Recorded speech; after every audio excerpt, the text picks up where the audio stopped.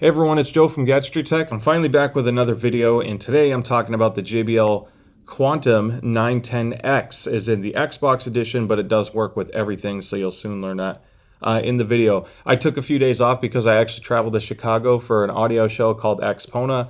I have a lot more audiophile, high-end audio stuff coming soon with the channel. I'm trying to mix that up with the gaming because a lot of us play games but are also into high-end audio. So I thought it was fitting to take that as the next step for the channel growth. So I'm really excited to take that direction. I do want to thank Harman Audio and JBL for sending this to me for review. It's our first product covering with them. It will not affect what I say about the review. You'll see later that I have good and bad things to say about the headset, but I do want to thank them for working with us. I have no kickbacks or affiliation with them post-review. I have a generic Amazon affiliate link below in case you decide this is the right headset for you. It does support the channel to purchase things that were not sent to me, but I just wanted to be full disclosure there. Now this is a long review mainly because this headset has such a ridiculous amount of features. There's just so much to cover. So use the chapters below in case you only care about something that you may not have known about or a particular category. I think most of the stuff in this video is valuable for making the decision if this is the right one for you or not, but I do use chapters to help save you time. Now, all versions of the 910 series, the Quantum 910, sells for $300. MSRP, obviously prices can change, but that's the list price. I'm covering the 910X edition, which is the Xbox version. However, it does work wirelessly on PlayStation, Nintendo Switch, and PC as well. So if you have multiple platforms, to me, this is the way to go. Obviously, if you have a different color theme preference on the cabling and the box, you can pick whatever version you want. But the Xbox version does work on everything else, which is great. Now, $300 is a lot of money, and it's in very stiff competition. So I'm going to compare it to some competitors later, but I do want to talk about specs. Now, JBL rates this anywhere from 34 to roughly 45 hours of use, depending on your combination of what features you're using. This is a wireless headset, however, it does also do Bluetooth, and it also has active noise cancellation. So if wireless and Bluetooth and the RGB is turned on, expect closer to 34 hours, according to JBL, with Bluetooth only, RGB off, being in the mid-40s, no problem. I think this number's fairly accurate. I definitely did not exceed the battery life rating. I wasn't like surprised like some of the other headsets where I get a lot longer than they specified. It's pretty close to on the money based off my rundown test, so that's a pretty safe assumption there. Now, the Bluetooth. It is simultaneous Bluetooth, which is amazing. A lot of people want that in a premium headset. So whether you're using this on Xbox or PC, you can use this wirelessly at the same time on your phone. The Bluetooth portion, if the microphone is enabled for a Bluetooth call, it disables the microphone on the USB wireless adapter side. So you can't use Bluetooth to a Discord call on your phone while also using that same microphone for party chat in Xbox or PlayStation. Now I'm excited this has simultaneous Bluetooth. It does use Bluetooth 5.2, so the range is excellent. However, it's SBC codec only, and it has the hands-free profile, which is when you take cell phone calls. SBC is okay. It's passable for things like YouTube and general content consumption. However, there's no aptX, no special low latency codecs. There's no AAC to utilize a better sound quality on Apple devices. This is pretty common for gaming headsets with Bluetooth. There are exceptions like the Astro 830 and Barracuda Pro, which will do AAC for Apple. And then the Odyssey Maxwell will actually do LDAC and more of a lossless Bluetooth codec. However, the Maxwell also does not have aptX, so it's pretty uncommon to have aptX in a gaming headset in this price range. Inside the box, you get a few things. One, you get the JBL Quantum carrying bag, which is nice. It's this kind of like a suede velvety type material, and it does have a little pull string. You get a themed nylon braided cord for the auxiliary support because this does have an aux input. More on that soon. Has a mic mute switch and a volume control because it does work with the headset completely off. So if you want to use this or the battery dies, that's an option. I mentioned the USB dongle. It also comes with a USB A to C adapter. So if you're using this on the front of a PlayStation or a computer like a laptop that only has USB-C ports now, it comes with the adapter inside. Now the 910X default behavior, when you first plug this in and turn it on, whether you're using the C or the A adapter, it will light up in green. That is because it defaults to Xbox mode, being an Xbox headset. There's a little button on the left side of the dongle. It says connect. If you just press it once, it'll basically power cycle the switch or the dongle and switch over to PC mode, which is a white LED instead of the green LED. The white LED does work on PlayStation 4 and 5. It does work on the Switch, and both work on the PC. However, you want to be on PC mode, not Xbox mode on PC, because you can utilize the JBL Quantum software. More on that in a minute. Now, you also get something incredibly unique and innovative, and that is an in-ear microphone. This little guy will allow us to calibrate the headset for your exact ear. I talked about this in a few other videos. Basically, everyone has a unique ear shape. The pinna or cartilage of your ear is kind of like your ear's fingerprint, and that does affect the way you perceive sound. I will talk about this more in depth, but that's what this little microphone is. Then, of course, you get the manual and this beautiful glossy headset. Now, the 910 comes with 50mm drivers, which is pretty normal for a gaming headset in this price range. They are actually very sensitive and easy to drive as well, being 32 ohm with 113 decibel sensitivity rating. So if you are using this with an aux cable, they can actually get quite loud. Just make sure that you're not cranked up when you first turn it on, or it could be surprising how loud they get. So let's talk about build quality and comfort. And I guess this part also includes the style, because that is a preference thing. Some people are going to like the fact that this is all gloss black, which does show fingerprints. There's no way around that, but it is built fairly well. Now, I customized this lighting scheme to mine. I'll show you how to do that soon. But this is a fairly plastic build. Even the headband is actually an all plastic headband, and it's translucent to an extent. It's basically see-through when it looks kind of nice, and it feels pretty durable because it's thick. There's no weird rattles or creaks.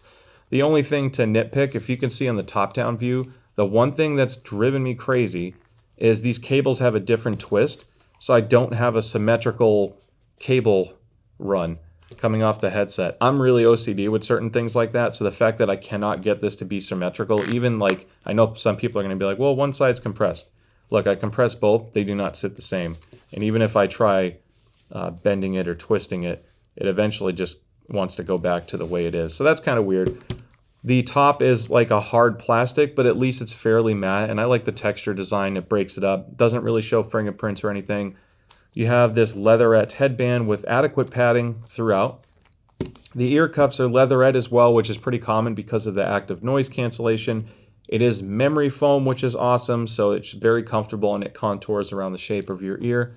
Overall, it's built nice. The buttons feel solid. I do like that it's a swivel ear cup, full swivel. It wears very easily around your neck, unlike, let's say, the Nova Pros, which kind of strangle your neck a little bit. But the clamp force is medium, I guess slightly light considering it's an active noise cancellation headset. Usually ANC headphones or headsets have a stronger clamp because they really need a strong seal to have good ANC performance. So I was surprised that this is as comfortable as it was, even with that and the leatherette pads. And then thanks to the soft memory foam pads, glasses comforts was actually great as well.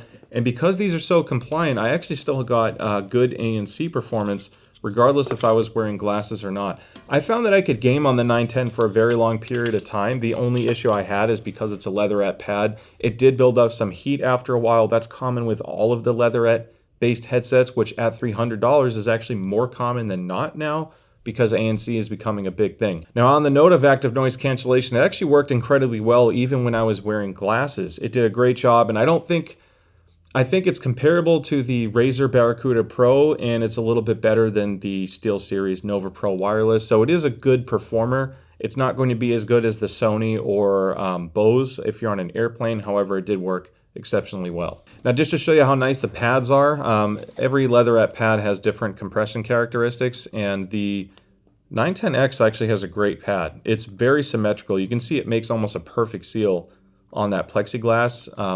And I'm pleased to say there's no active noise cancellation bumps. So if you're concerned about pad depth in your ear hitting a little nub in the center, because with active noise cancellation, there's an internal mic. Now, as far as pad dimensions go, I got similar dimensions to what JBL suggested. I think the peak width you can see is about 45 millimeters or 4.5 centimeters. And then on the height, I actually got closer to about 55 millimeters, 5.5 centimeters.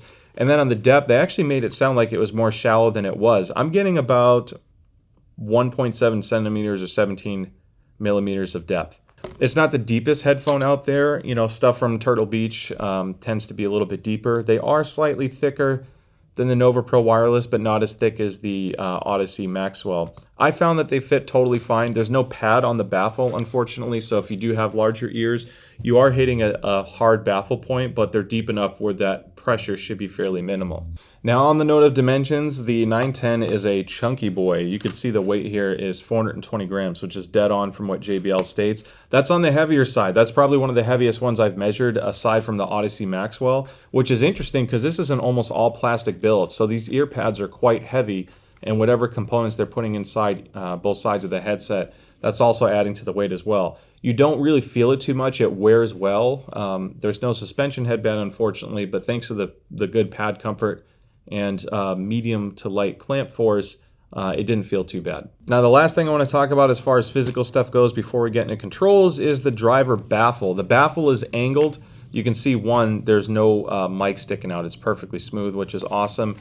And then on the top-down view, hopefully you can see that slight angle of the driver. This helps put the soundstage slightly forward in your head. I prefer this design over a flat baffle, so it's good to see JBL doing that on a premium headset. Now, one of the most important features of a gaming headset, outside of sound quality and comfort, are the controls. And I am very pleased to say the 910X crushes it in here. They're not trying to reinvent the wheel. They stuck to controls that make sense and they work. So let's start with the power switch. Yes, a power switch. You switch it on and it turns on. There's no fancy controls here. Press and hold that switch upright to put it in Bluetooth pairing mode. You only have to do that for a couple seconds. This button is for the built-in spatial sound, which does work on PlayStation and Xbox wirelessly. You have off, spatial audio on, and then a head tracking mode, which I'll get into soon. More on that in a little bit. Then on the left side, you have a button on the top that toggles your active noise canceling on and off. You have a game to chat mix wheel, which works on Xbox and PC. Up is full game. The middle has a slight notch or detent in the wheel, so you can tell you're 50-50. And all the way down is full chat mix. So if you want to turn the game off, you can very quickly and easily do that. No fancy controls or software needed. Then you have a volume rocker that stops at max volume and stops at minimum volume, so you know exactly where you are. You have a microphone mute button, so if the microphone is flipped down, you can tap this to mute your mic. You can also press and hold to enable talk through so you can hear yourself. It works really well. And then when you're flipped, you see this little red LED turn on. Flip to mute mic, dedicated controls for volume and game to chat mix are amazing features. So I love that they have that built in. Now the rest of it, again, it's subjective. You have a removable foam sock. This, when I say removable, it sometimes wants to remove itself. So I wish they did a little bit more with the sock. There's not a lot of friction here, and mine's fallen off a couple times already, but it does come in the box, so that's cool. So let's talk about functions. I already mentioned it's compatible with damn near every platform, and I want to talk about how it behaves with the auxiliary cable. So if you're in wireless mode using the dongle and you plug the aux cable in, your wireless connection no longer comes into the headset and the microphone will no longer work wirelessly. Everything gets routed into here. Now, whether you're in wireless mode or the aux mode, you can use Bluetooth simultaneously. JBL only lets the microphone work on one feature at a time. So if you plug this cable in, it will route the mic to the cable. And if you have a Bluetooth phone call, it will then route the microphone to your Bluetooth device and disable the analog connection going to the wire. So any chance of mixing the microphone into two sources is basically impossible with the 910X. Some people want that. I'm just stating how it works. So let's talk about the software. Now, if you're a Cyberpunk fan or you remember the game Far Cry Blood Dragon, if not, it goes on sale. It's an older game, total blast to play. I loved playing on that game back in the day. If you like that look, the software will certainly appease to you. It kind of has a Cyberpunk retro vibe look, which if you can't tell by looking behind me, I kind of like that look. So it's different. It's not as clean or modern as some other software, but I like that they tried doing something different with the UI. In that software, you can customize the EQ. Now, there are some EQ profiles built in, including flat, bass boost, or bass cut, I should say, clarity improvement, etc. So toggle those options. I'll talk about sound soon. But you can also make some microphone changes both on your sensitivity and your side tone. If you enable side tone in any way, you have off, and then steps 1, 2, and 3. Enabling 1, 2, or 3 does disable active noise cancellation because that would defeat the purpose of trying to block off sound. So you do have to pick one over the other. The software also allows you to customize your RGB, whether you're setting your own unique color profiles for all 3 zones. And that includes the JBL logo, the outer LED here that you see that's rotating around it, and then the bottom part here where they call it the notch. You can change all 3 separately. You can also change the way the pattern works, whether it's solid, blinking, a spinning pattern, glitch, etc. And you can even set the RGB to change colors per zone as well with your own specified time interval. So there's a lot you can do to customize the EQ or the RGB to your liking, or you can set it all off to extend your battery life. So let's talk about spatial audio because there's a lot to cover here. This does work with Dolby Atmos on Xbox and PC, and it does work with Tempest 3D audio on PlayStation, even the Xbox version. The headset also has its own built-in spatial audio system, which can take whatever source it's receiving via the wireless dongle. The spatial audio does not work with the aux connection. You can calibrate that spatial audio processing with this. This is imperative that you insert all the way into your ear, as deep in your canal as possible, because you want it to sit as flush and deep down inside. Honestly, it was really hard for me to get this all the way in and flush. I didn't do it for the review, but I'm going to redo this later, and I'm actually going to modify by cutting a little bit off the foam tip just so I can get it to go a little bit farther in, because the microphone's on the outside. Basically, the software walks you through a series of steps. Now, it worked fine for me the first time. I apparently didn't insert it all the way, otherwise the software was really off. But once this is connected with USB-C to your computer, and you plug this microphone in, you insert the mic in your ear, put the headset on, and then in doing so, when you hit OK on the software, it goes through a series of steps, and it's going to play some audio on your left driver. It's measuring how that sound is picked up by your exact ear, and then modifies the way the sound is processed in the headset. There's something called the HRTF, or head-related transfer function, and we all have a unique one, and that's how we interpret sound. That's why we all like different things and different sound, which makes it a nightmare as a reviewer to appease every single sound profile. This worked. It drastically changed the sound.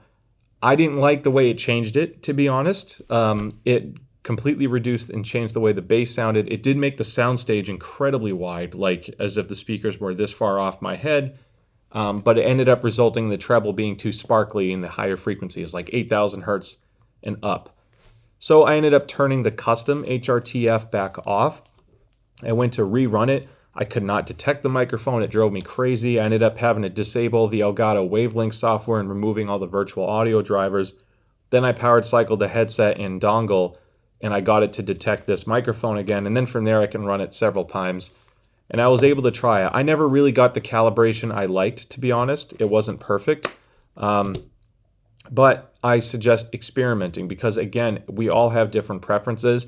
I think it's commendable that they're offering that level of customization because it's very difficult to pull off a true HRTF calculation. You can't just measure it or take a picture of your ear and do software like some other companies do.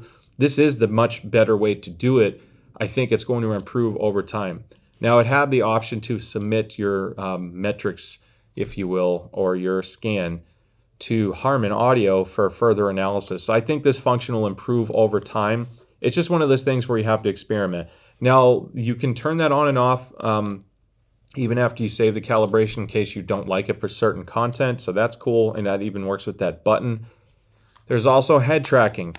I really couldn't get head tracking to work correctly. Basically, you have the option to recenter by looking at the center point of the software when you click it, and then any subtle movement with your head when you're looking around the screen is supposed to slightly shift the audio. It never did it enough for me to notice. You do have to set your computer to 7.1 speaker mode. I'll show you some screenshots now or a video clip on how to do it, because without that function working, and the software takes you through how to do it as well. Without all of that set up properly, you're not going to truly benefit from the multi-channel virtual sound processing. But again, I can't preface this enough. It comes down to preference. So try both. See what you like. Don't let me tell you whether it's good or not. I personally didn't use it as much. I preferred a custom EQ on the stereo sound. However, the spatial audio was really fun with certain games, more on like the open world stuff where I didn't have to be as precise with like footstep tracking. So it was fun on different PlayStation games, and even on Gran Turismo, it was pretty cool too. It just totally changed the sound. All right, now I'm talking on the JBL Quantum 910 microphone. The sound quality is okay. It's not super clear. However, they are running a fairly aggressive noise cancellation built into it. So my microphone's coming through loud and clear. I can see that on the computer. There is a little bit of compression because it has a really aggressive roll-off, but I'm going to type on a keyboard in the background so you can hear or not hear what that sounds like.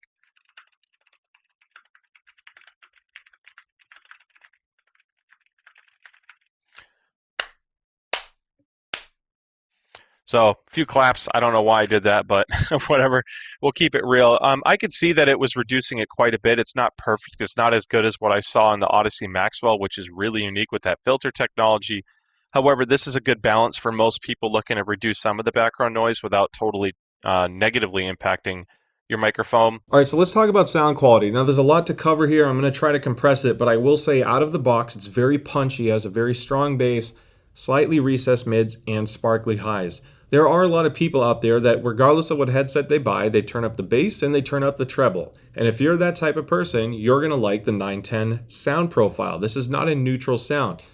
You could categorize that as a fun sound because there's a big difference in playing a lot of different music and having something neutral that works for everything, and then playing a game where you want explosions to actually sound like an explosion and you want a little bit extra punch and immersion. So there's no real right or wrong way to EQ unless it's a train wreck, but that's the way it sounds. For people who find other headsets to be lacking or dull, you know, the Nova 7, for example, is a good sounding headset for gaming, a little bit shouty, but the bass isn't as punchy or dynamic as something like the Stealth 700.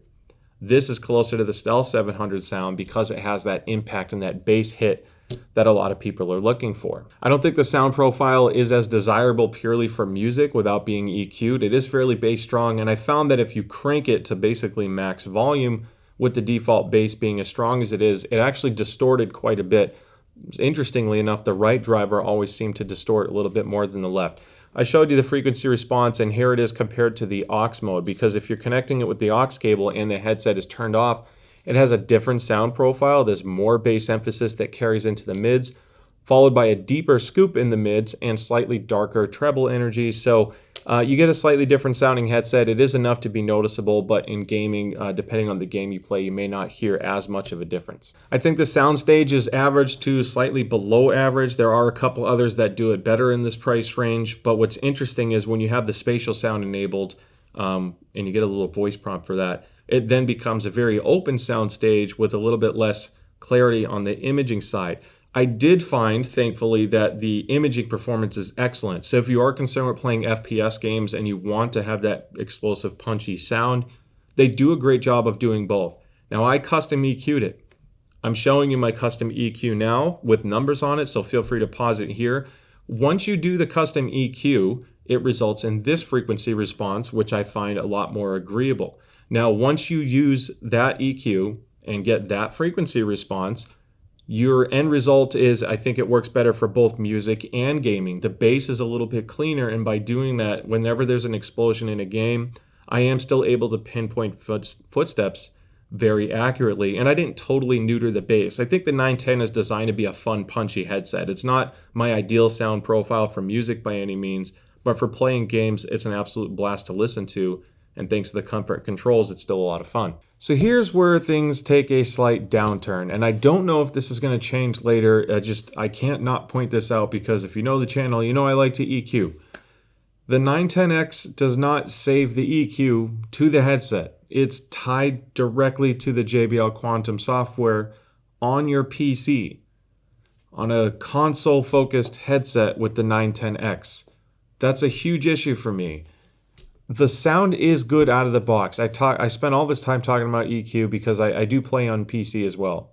And I think the Quantum 910X works great on the PC because you can benefit from the EQ and the head tracking, 7.1, all this software. And that's not the case with PlayStation or Xbox. I mean, there's an extent of what you can do with the spatial audio, but there's no custom EQ anymore on either console. So all the stuff that you save, all your presets, etc., it doesn't remember the last preset you saved to it. I even tried tricking it, like doing a custom EQ not turning the headset off, and then just moving the dongle over to a console in case it was like a memory that's only held while it's turned on. No, it's all done on the virtual side on the computer. This has its own profile built in when it's on, and that's basically it. It doesn't affect the Bluetooth or anything once it leaves the PC. So that is a huge bummer for me. So the stock EQ and that extended bass and sparkly highs, you're stuck with that on a $300 headset, which I'm not too crazy about. Again, I don't know if this is going to change later, but I really wanted to drive that home because that to me is a bit of a detractor. So that wraps up the video. You made it to the end. Congrats. And hopefully you learned something about this headset today. There's a lot to cover if you can't tell. And normally at the end of the video or towards the end, I like to compare this directly to competitors. The Stealth Pro review I wasn't able to release yet because it was under embargo. And I didn't want to waste time pretending it doesn't exist. That's an elephant in the room. So later this week or later today or tomorrow, depending on when this video comes out, I will have a Stealth Pro review from Turtle Beach. Then I'm going to do a follow-up video where I do a roundup to compare all the best Titans of the $300 range and how they compare to help you make a decision against those as well. So I didn't want to do you a disservice and leave certain things out. Stay tuned for that. Overall, I think it's great. The wireless, here's the thing. The 910X, I can say this. It executes what a gaming headset should do fairly well. The noise rejection is actually a nice feature to have, blocking out some background noise. Wireless range is phenomenal, up to about 70 feet away, going through several walls, so it passes my new toilet test that I forgot to mention earlier. The controls are amazing. That's probably one of my favorite things about it. I love direct dials. It's so fast. It works great on Xbox and PC. And on PlayStation, of course, your volume is fine and flip to mute works great. So it's hitting the controls. It's hitting the wireless stability, critical things for a gaming headset. I do find it very comfortable for an ANC headset, even with the leather pads. Does get a little bit warm, but the clamp force and the pad comfort is great. The lack of custom EQ on console is the only real, I think, frustrating thing at this price range. And I hope it gets changed down the road, but frankly, I don't know if it's possible. I think they would have included that if it was possible. So it might be that the headset has no memory built in on the DSP side for audio. It does save your RGB settings, which is interesting, but it didn't do anything with the sound. So kind of a bummer, but I hope you learned something new about the 910 and 910X today. With that being said, don't forget to like and subscribe. I'd love to see you at the next video. I have a lot of stuff coming out really soon. I've been working on a lot of reviews back to back. Yeah, thank you so much as always for the support, and I'll see you next time.